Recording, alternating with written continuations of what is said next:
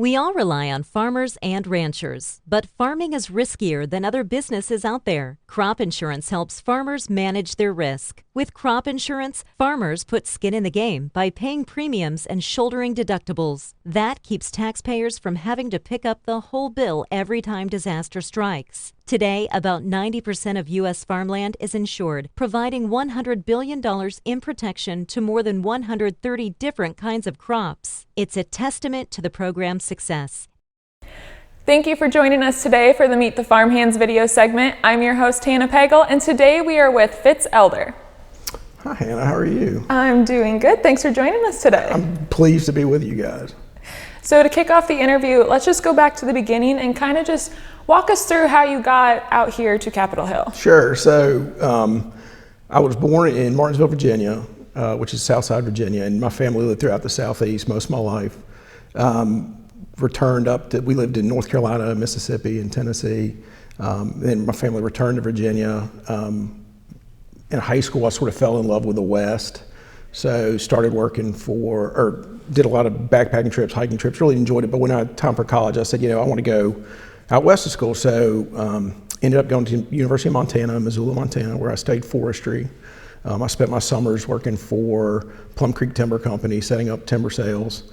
Got to start doing some work with what was then the Intermountain Forest Industry Association, helping one of their sort of policy experts in Missoula on some of the forested issues that they were dealing with in the Intermountain region. That sort of led to another thing, which did an internship up here with the Society of American Foresters, which led to an internship with the House Resources Committee, the Subcommittee on Forest and Forest Health, which led to the next thing, which was I got to be good friends with a guy named Dave Tenney, who I'm sure some people know. Dave Tenney made a recommendation to the office of Senator Robert F. Bennett, who was a senator from Utah. They were looking for an entry-level staffer to be a legislative correspondent. I still had a semester left of school, but I went and talked to them, and they gave me the job. I called my dean of my forestry school, and he said, "That's great. We'll figure out your classes." And so, next thing I did is I drove back out to Montana, got my things, and headed back east and started working for Senator Bennett. So I started off as a legislative correspondent, which is generally the sort of entry-level legislative spot in an office, and I handled natural resource issues, agriculture, and then a handful of other sort of elections, transportation, energy things. So that was really sort of how I started up on the Hill, was just one thing sort of led to the other. So. Okay. And going back to Montana. Yeah. So you were studying forestry. Right. Do you got any chainsaw stories? Oh, well, unfortunately I'm wearing a shirt right now, but I do have a chainsaw story. I was in timber sports, logger sports, when I was in college, which is a lot of fun. And it's the woodsman team at the University of Montana. And there was an event that we had where you basically take a chainsaw, run to the end of a telephone pole that is resting on a 3-foot sort of round of tree, run up the telephone pole, start the chainsaw, cut 3 pieces of wood, run back down the telephone pole with the chainsaw, and it's timed. And so one spring day in Missoula, I'm doing that event, and on my way back down the pole, I fell, and my arm fell on top of the chainsaw, and I opened it, my arm right up, and I got about 30 stitches. I was very concerned. For foresters, and some foresters who do agriculture or subscribe to Agri-Pulse will understand, there's a company out in Spokane, Washington called White's Boots, and they make these extremely heavy-duty boots that all the foresters and loggers wear, and I was very concerned about my White's boot. Not so much my arm, which is probably what you think about when you're 19 years old. But a buddy of mine who still lives in Montana right now took me to the health clinic at the University of Montana, and they said, "We don't do this. Chainsaw wounds need to go to the hospital." So they then took me to the hospital, and I got stitches. And that night I was out at the reception we were having for all the visiting forestry teams, and I was back in class today on Monday. So yeah, that was probably my closest. That was like my chainsaw story. That's quite the chainsaw story. Okay, so looking at your career, you were on Capitol Hill. Yeah. Then you left to go work for the Russell Group and the National Rural Water Association, but then you came back. Yeah.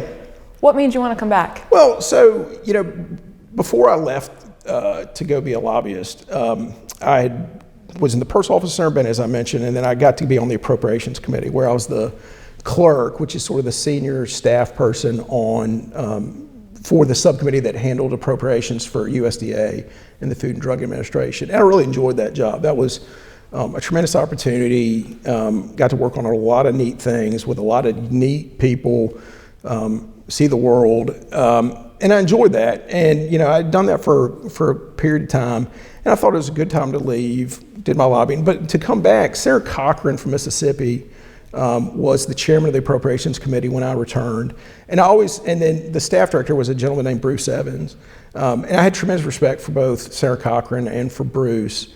And I knew, in life, certain opportunities only present themselves once.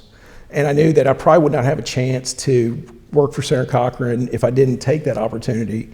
It also was ability to sort of I was the deputy staff director of the full Appropriations Committee in the Senate, so I got to help really manage the entire appropriations process in the Senate, and that was when $1 trillion was a lot of money. It doesn't seem to be that much these days, but it was fun, and it really gave you unique insight, because instead of just working on the USDA, FDA issues, I got to work across the whole budget of the United States, and that was just a lot of fun. You had to negotiate with the House. Lots of interactions with leadership, and it just was a real neat opportunity that, had I not taken it, I don't think it ever presented itself. Senator Cochran, unfortunately, retired about 18 months after I started, and, but I really appreciate the opportunity he gave me, both the first time I worked for him and to return to the Hill. He was obviously, as many of your subscribers know, a tremendous friend of agriculture, chairman of the Agriculture Appropriations Subcommittee for many years, chairman of the Senate Ag Committee, a tremendous friend and supporter of Southern agriculture, and just a true gentleman and one of the real legends of the Senate. So really fortunate to have that opportunity to work for him. Mm-hmm. And you've worked on a variety of different committees: appropriations, rules, the inauguration. Right. Can you kind of walk us through how you went from one to the other? Yeah, I mean, it's, when I started here in 1998, my plan was to work for Senator Bennett for 2 years and go to law school, and life just does not work that way. Life takes you in interesting directions, and really that's sort of what happened. I went from personal office to the committee because of 9/11. Frankly, 9/11 happened. The Senate created the Homeland Security Appropriations Subcommittee, which was brand new. Senator Cochran left Agriculture Appropriations at the time, went to the Homeland Security Committee. Senator Bennett from Utah, my boss at the time, became the chairman of that committee, and he asked me to go down and be one of his staffers.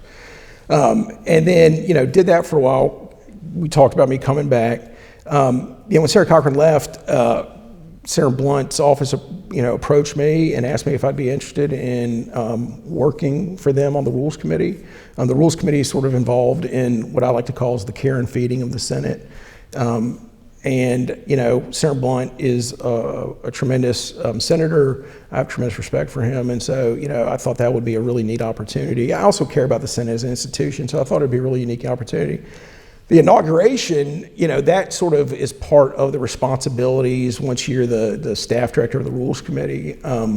It just happened that we got to do the inauguration this past year, January, feels like forever ago, right? And that was a very unique opportunity. So, a lot of it is just life takes you in interesting directions, and you get unique opportunities that you never planned for, And so I've been really fortunate just to have those experiences since I've been up here. I mean, you brought up the inauguration and planning it. I mean, and you were planning it in the middle of a global pandemic and then shortly after the January 6th insurrection. So can you kind of walk us through what that was like planning it? Sure. It was really complicated. Inauguration, even in a normal time, you're talking about bringing 200,000 people in. You've got, the outgoing, under normal circumstances, you've got the outgoing administration, the incoming administration, the cabinet, the Supreme Court, all the members of Congress. It's a pretty high stakes thing. It's also very symbolically important. So you take that type of scenario and then you add a pandemic onto it, and that posed a lot of different issues. What were the social distancing requirements going to be? If you've got this certain space and you need to keep people 6 feet apart, that significantly reduces the amount of people you can host, which poses its own issues. And how do you space those people? And literally, we would have people on the platform where the inauguration takes place, with a 6-foot piece of wood, spacing out all the chairs. We looked at plexiglass dividers. We, had special masks made for the inauguration because you had to be masked. And also there was a lot of just give and take, not give and take, there was a lot of just work with the incoming Biden administration about their expectations and desires for the inauguration from a health standpoint. And so, it changed. I would say it changed constantly as we learned more about the virus. Some of the guidance changed, what the expectations about numbers were. Ultimately, we got down to basically a tenth of what a normal thing. Then you had the January 6th events. The platform was significantly damaged on the 6th. The media tower lost about $800,000 worth of audio equipment. That all had to be replaced within 2 weeks. And 2 weeks to the day after January 6th, we had inauguration. And the world was able to see the peaceful transfer of power, which is extremely important to us as a country. It's what sets us apart from other countries. And we did that with a very unique security presence in a pandemic. And and President Biden was able to be sworn in, by noon on January 20th, as the Constitution requires. And I think that was successful not only for the country, and it was important for the country to see that, but I think it was important for the world to also see, that America's institutions remained strong and democracy prevailed. And we were able to have that day. And I'm a Republican, but I do believe in the institutions and the processes, and they're important for our democracy. And that day was very important for us to have the successful day that we had. Mm-hmm. Kind of transitioning the conversation, I want to bring up earmarks. Sure. There's talk that some people want to bring them back, but in terms of earmarks and their importance to federal funding, what's the pros and cons? I think it really, it's a fundamental question. Do you believe that, in my mind, do you believe that members of Congress who are elected by their constituents know best what's for their district, or do people in Washington, D.C., and it's not an anti-D.C. rant at all, but it is, I think members do have a better finger on what's important in their district, and I think that, earmarks are an important way, or a useful way to make sure that those priorities are taken care of. Everybody's got an opinion. Somebody sitting in USDA who comes up with a formula still's got an idea, and they have their own biases and their own, issues. And so I think it's more important for members to be able to make those decisions, and then let the voters hold them accountable. There are lots of very important things. When I was doing Agri-Pulse, we had earmarks, and I think we did some incredibly important research. We did some incredibly important projects for conservation, for other things that probably would not have gotten done had we just depended on what USDA had told us they were going to do. So I know people think they get abused, and obviously there were some cases where that did happen. And I think from what I've seen, I believe that, they've put in some guardrails to make sure that these are, really for legitimate things. And I think there are some really important, I think there will be some really important things that are funded that you might not have seen had Congress not done that this year. So I'm pro-earmark. I'm an appropriator, so of course I'd say that, but I do think, especially for rural America too, you need to be able to have a voice here that, is going to be able to stand up for your state or your district. Think about states like Montana or Wyoming or Alaska that are only one House member districts. They have to compete with California. They have to compete with New York. We have huge delegations, and you need somebody to be able to say, Wyoming's important, Montana's important. I'm going to make sure I use my opportunities to make sure those states are taken care of. And I think that's true across the country. On your various committees that you've worked on, I'm sure you've got to travel on some different trips. Yes. Can you tell me about the time you went to North Korea? Yeah, so I did get an opportunity to go to North Korea in 2007. In the fall of 2007, the Agricultural Appropriations Subcommittee in the Senate, bipartisan staff, Republicans and Democrats, went to North Korea to look at food aid. At that time, the Bush administration had promised 30,000 metric tons of food aid in return for some change behavior, I believe, on nuclear testing. And so we went to go see how it was distributed. And it was really, there were not a lot of Americans who got to go in, certainly from Congress. So we had to fly to Beijing.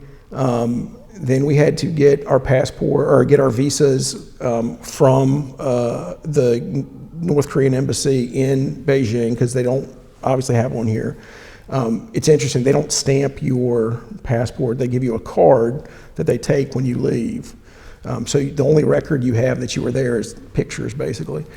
So we flew from Beijing to Pyongyang, and it's really sort of a surreal experience. You land, everybody's very quiet. You get on a bus, they take you to the terminal, and Pyongyang's the only, I only think there's a flight, at least when we were there was like Beijing to Pyongyang, and that's basically it. I don't think there was any other air service, and it was Air China and a North Korean airline. Got to Pyongyang, were met by our host, went through security, went to our hotel. But what we did, we were there, was we looked at food aid distributions throughout the country, and we really were fortunate that we didn't spend a lot of time in Pyongyang. We went out into the countryside. And I think the interesting thing about North Korea was, and I'll contrast that with, we had opportunities to go to Africa too. You have a very desperate food situation, and you saw what happens when people sort of lived in fear. And I remember just some of the classrooms we walked into, and the children were sort of terrified to see us. And there was, the interesting thing too, I thought, was, still mostly agriculture done by draft animals and by hand. We saw, it was right after the harvest, and we saw people going through the fields that had been harvested and gleaning the fields again to make sure they just didn't leave anything. There were all types of sort of propaganda and signs around saying, work harder for the deer leader, work, more diligently. There were minivans with huge speakers like saying these things. It really was weird. And I think the other thing too is that there was no freedom of movement for North Koreans. We were constantly accompanied by people from the party. But I will say this, I think the food aid had a tremendous impact. We saw the rations being given out. North Korea had some really horrific famines, earlier in the 90s and stuff. And so this was important, and I'm glad we had the opportunity to go see it. I think we were giving out corn and soybeans primarily. We did not give rice because we were concerned that rice would get diverted to the military, but we did give that. And so it really was a unique opportunity to see that. And we visited schools and hospitals. We visited people's homes, just really, tremendous opportunity to sort of see that, and something I will never forget. When Senator Blunt announced he was retiring, He was described as being the governing wing of the Republican Party. Right. Can you kind of explain what that means? Yeah, I mean, I think I've been very blessed to work for some really unique members. As I mentioned, Senator Bennett from Utah, Senator Cochran from Mississippi, Senator Stevens from Alaska, and Senator Blunt from Missouri. And I think which I feel particularly blessed about is that I think they all came here and they were trying to make a tremendous difference in their lives of their constituents, and they were trying to govern, really understand that compromise is required. We can work together. We can get things done to help our constituents. And I think one of the stories Senator Blunt told, is that he talked to a Democratic senator and he said, look, we don't agree on 90% of things, but there are 5 things we do agree upon. And he said, you know what? Those 5 things are now in law. And I think that's the point, right? It's not that you need to change your values or your principles, but there are some things there's common ground on. And where can we meet, make an agreement, and pass a law that allows us to better Americans' lives? And I'm proud to have worked for these men who, really I think share that philosophy. I think they'll all go down in history as being effective senators and leaders for their states and for the country, and they did some great things. I mean, Senator Blunt's been tremendously effective as an appropriator for things such as mental health, through labor HHS appropriations. Tremendous support of agriculture in Missouri. Did some really neat things when he was the chairman of the Agricultural Probes Committee. And I think, when you have that when your mindset is in Washington, it's like, here, I'm coming here to help my constituents and to accomplish things, there are some opportunities there to do those things. And I think he's one of those, and I've just been fortunate to work for those types of senators. Mm-hmm. Kind of going off of that, during your time working in the Senate, there has been some growing polarization with the administrations and all of that. How has that affected the ability of staff to work together? It certainly has changed. The institution has changed in the time I've gotten here. And as much as we all sort of, long for the past, I think, you've got to deal with the reality you're in. And but there's still, I think, amongst staff, I talk to my Democratic counterpart daily. We discuss things on a regular basis. We just had a very spirited markup on an election bill, S1.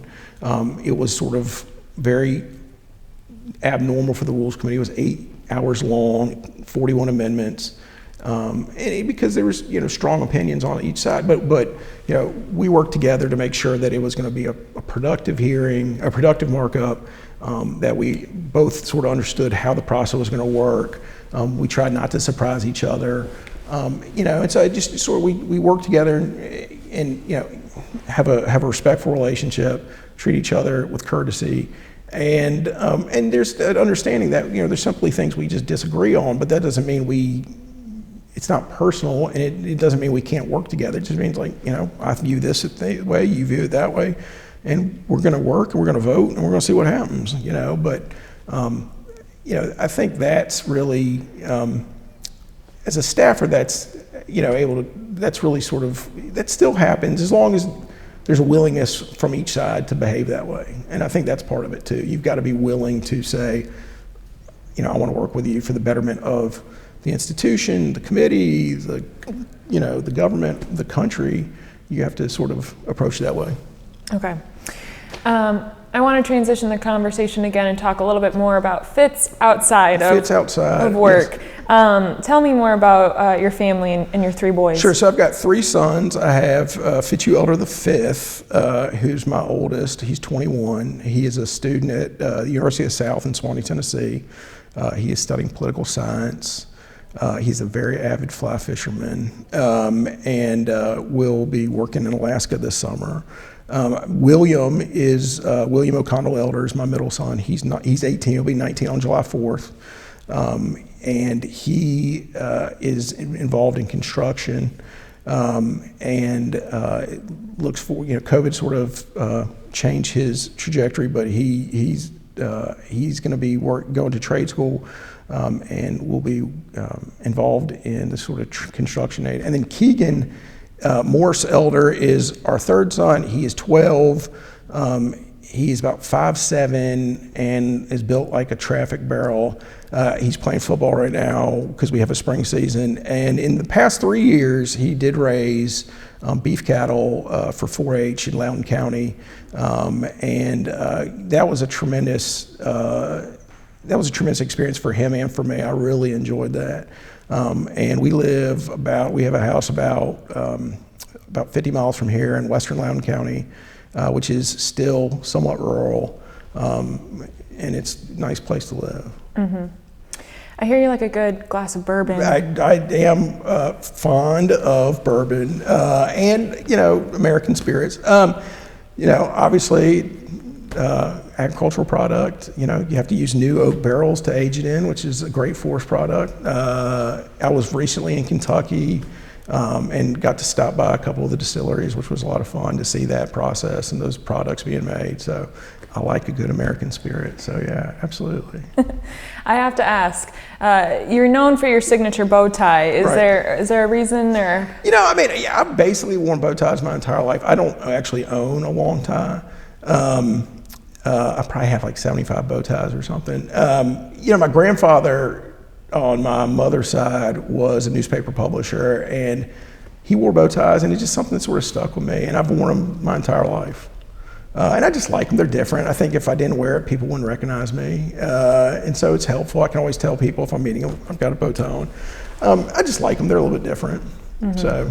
Okay. Now, before we wrap up, Yep. we always like to end the segment with this question, but if you could go back to day one, knowing what you know now, what would you tell yourself? I should still be setting up timber sales in Montana. No, I think the one thing, knowing what I know now, is, especially for people in Washington, I think it really is treat other people the way you want to be treated. As a staffer, as a lobbyist, as an official in the administration, everyone says this is a small town, and it is, and that's not the reason to treat other people the way you want to treat it. I just think, we're all here because we are interested in making agriculture better, or the country better, or help our companies, our associations, our communities, what have you. And I think it's just really important that people conduct themselves and treat others the way they'd like to be treated, and it will make everything a lot better and a lot easier. So I just encourage anybody starting out, just to remember, if you're an intern, that intern one day is going to be a staff director of a committee. And so, just remember that. Make sure you treat that intern with the respect they deserve. If you're a seasoned lobbyist, just remember those young folks are going to be helping you one day. And so, make sure you're kind to them, help them grow them up, and nurture them, and mentor them, and make this a better place. Mm-hmm. Well, Fitz, thanks for joining us today. My pleasure. Thank you very much. I really appreciate it.